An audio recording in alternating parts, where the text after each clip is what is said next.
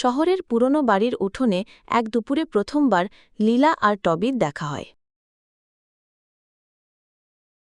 টবি দুষ্টুমিতে লীলার লেজ ধরে টানছিল, আর লীলা ভয় আর কৌতূহলের মিশ্র চোখে তাকাচ্ছিল।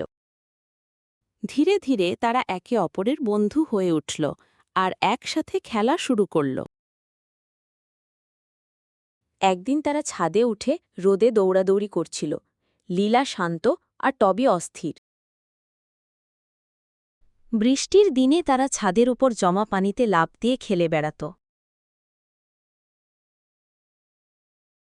তাদের বন্ধুত্ব আরও গভীর হল। খাবার পেলেই একে অপরের সঙ্গে ভাগ করে নিত। একদিন টবি অসুস্থ হয়ে পড়ল। লীলা সারা দিন তার পাশে বসে থাকল। দিন কয়েক পর টবি সুস্থ হল আর লীলার দিকে কৃতজ্ঞ চোখে তাকাল। বছর কেটে গেল, তারা বুড়ো হল। আগের মতো খেলতে না পারলেও রোদে একসাথে বসে থাকত। শহরের মানুষ বলত, ওরা শুধু বন্ধু নয়, ওরা ভালোবাসার প্রতীক।